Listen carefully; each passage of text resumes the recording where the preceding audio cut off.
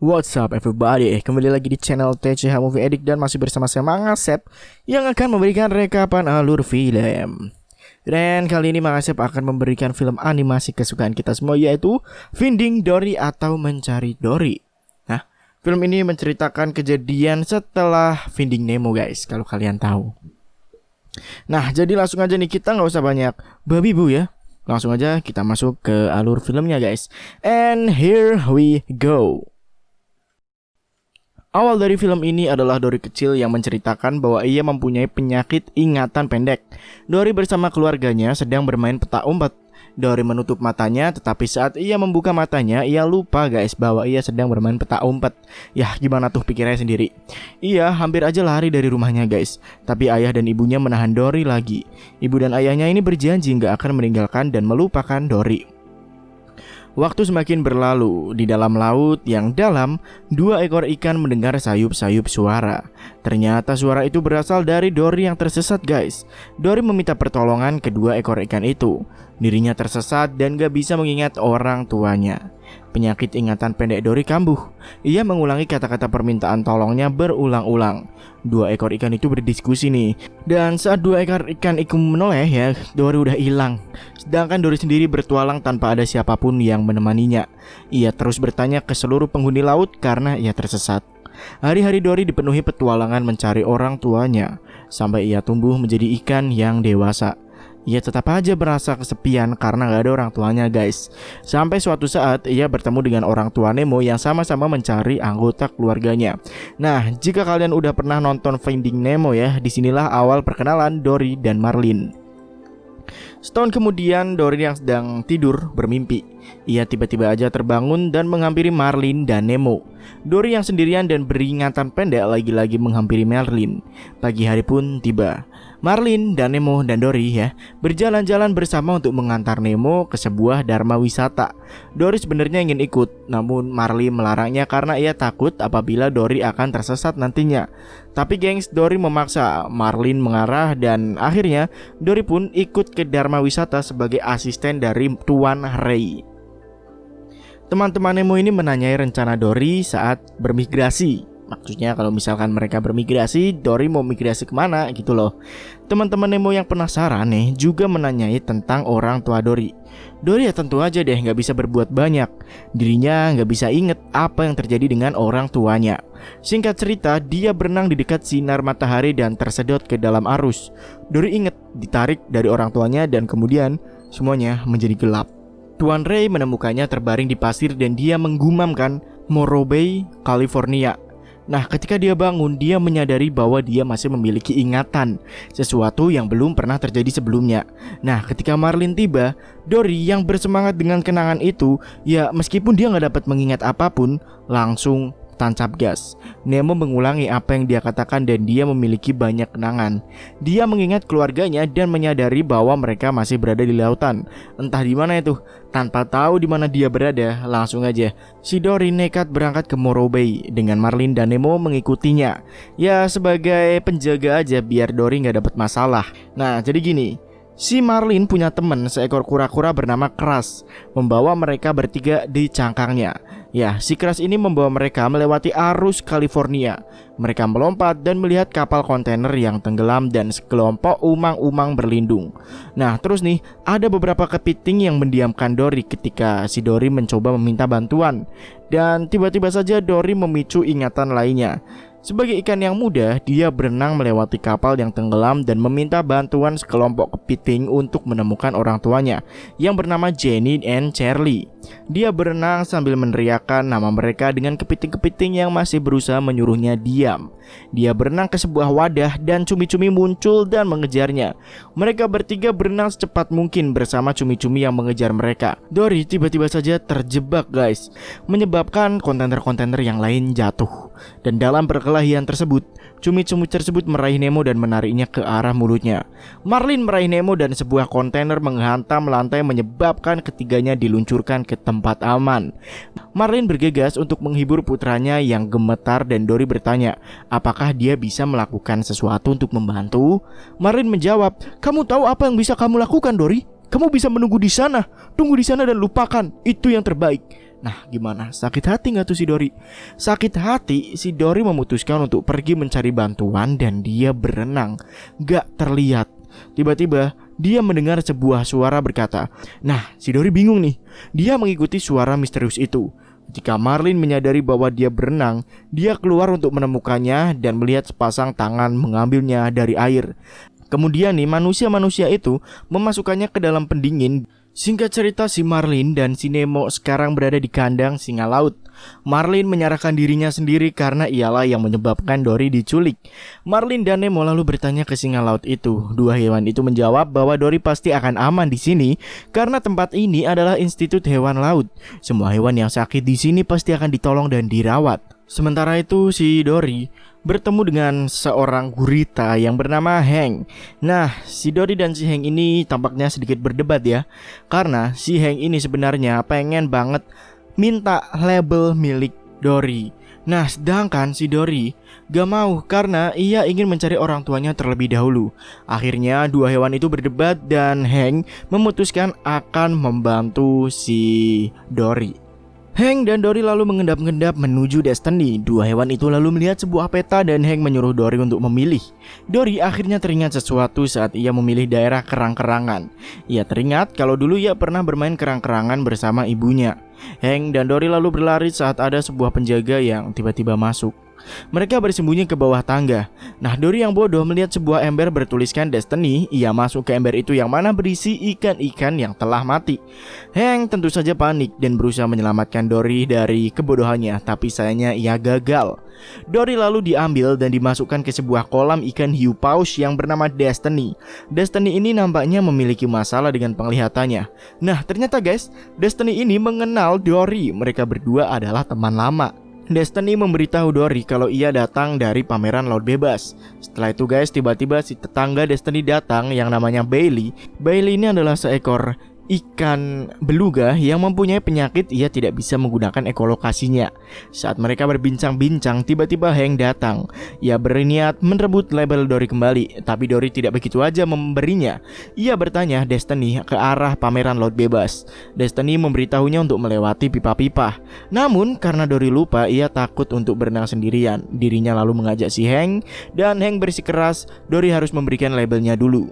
Lalu sekali lagi ia teringat kenangannya saat bermain bersama orang tuanya. Dory dan kawan-kawannya berenang ke permukaan. Ia melihat ke arah mana seharusnya ia pergi. Sementara itu di tempat lain, Marlin dan Nemo bertanya pada dua singa laut itu cara masuk ke Institut Makhluk Laut. Dan cara satu-satunya adalah membonceng si Becky, si bebek gila yang terus mematuk Marlin. Marlin gak setuju dong dan ia akan mencari cara lain. Namun Nemo meyakinkan ayahnya ini hingga akhirnya Marlin mau pergi bersama Becky, menggunakan ember hijau sebagai tempatnya. Sementara itu si Dory dibantu kawan-kawannya untuk berjalan melewati para manusia. Si beluga dan hiu paus memberi aba-aba Dory dan Hank. Setelah dirasa aman, akhirnya Hank dan Dory menaiki kereta bayi dan segera OTW. Tapi sayang, di tengah perjalanan ia menabrak seorang bayi dan hampir aja penyamarannya terbongkar. Sedangkan si Becky nih menyangkutkan Nemo dan Marlin di ranting pohon dan sedikit teralihkan ya. Kita kembali ke Dory. Dory dan Hank langsung tancap gas ke lokasi yang mereka tuju. Nah, Marlin dan Nemo stuck doang di ranting. Mereka berdua gak bisa apa-apa. Tiba-tiba aja mereka terlempar ke toko mainan. Mereka lalu melihat Becky membawa embernya pergi. Di sisi lain, Hank dan Dory melanjutkan perjalanannya. Hank tiba-tiba aja membawa Dory ke sebuah gang dan memaksa Dory memberikan labelnya. Hank marah kepada Dory. Dory yang gak terima membalas omongan Hank. Hingga tanpa sadar mereka meluncur ke area anak-anak dan jatuh di kolam di mana anak-anak boleh memegang ikan sepuasnya. Bener aja dong, Dory yang ada di sana panik ketika tangan anak-anak mencoba untuk memegang Dory. Dory mencari di mana Hank berada. Lagi-lagi Dory teringat kenangan saat ia bersama ayah dan ibunya lagi. Dory teringat sebuah lagu yang ia dan orang tuanya buat. Dory menarik Hank untuk berenang.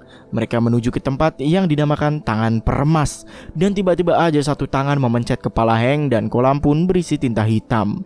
Seusai itu, Dory melihat sebuah kolam melingkar yang amat besar. Dan itulah tempat yang mereka cari, yaitu pameran laut terbuka. Di tempat lain guys, Marlin dan Nemo memanggil-manggil Becky. Nemo dan ayahnya tampak sedikit berdebat karena ayah Nemo selalu berpikir bahwa Dory nggak bisa melakukan apa-apa. Dua ikan kecil itu lalu melihat ada sebuah pancuran ajaib yang mengarah ke sebuah kolam. Nemo dan Marlin melompat melewati pancuran itu dan berakhir di kolam bersama sebuah kerang mutiara. Sementara Dory dan Hank berusaha mengendap-endap untuk masuk ke akuarium laut terbuka. Mereka berada di atas akuarium itu dan tinggal sejengkal langkah lagi loh. Dory lalu memberikan labelnya ke Hank. Dory menceburkan dirinya ke akuarium itu. Ia sangat terkesima dengan ekosistem yang ada di akuarium tersebut. Ia menanyai setiap ikan yang ada di sana soal orang tuanya. Tapi para ikan di sana tidak mengetahui apa maksud Dory. Dory dengan sendirinya menemukan petunjuk. Ia menemukan petunjuk dan mengingat bahwa Dory dulu pernah tinggal di sini bersama ayah dan ibunya. Dory pun lalu flashback. Dulu ia melihat ibunya menangis. Ia yang gak tega melihat ibunya menangis mencoba mencarikan kerang ungu. Namun naas guys, Dory terkena sebuah arus dan terpisah dari orang tuanya. Nah, Dory yang sedang berpikir mendengar kepiting-kepiting kecil menanyanya di mana label Dory serta memberitahu bahwa ikan-ikan berwarna biru akan ditempatkan di Cleveland. Dory lalu teringat saat dirinya masuk ke dalam pipa arus air. Ia nekat untuk masuk ke pipa air itu dengan bantuan petunjuk dari para kepiting kecil. Namun bukannya menuju ke tempat yang ia tuju, Dory hanya berputar-putar di sana karena penyakit ingatan pendeknya. Di sisi lain, si hiu paus dan beluga mendengar teriakan Dory yang meminta tolong. Hiu paus menyuruh Bailey untuk membantu Dory menggunakan ekolokasinya.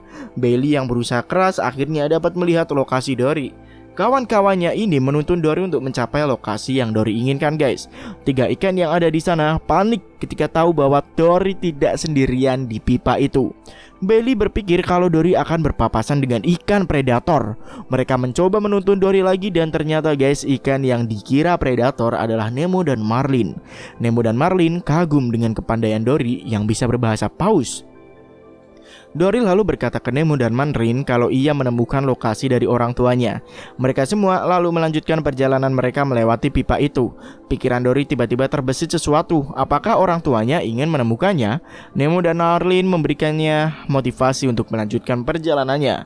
Dory akhirnya terenyuh dengan perkataannya dan ia berjanji akan menemukan orang tuanya.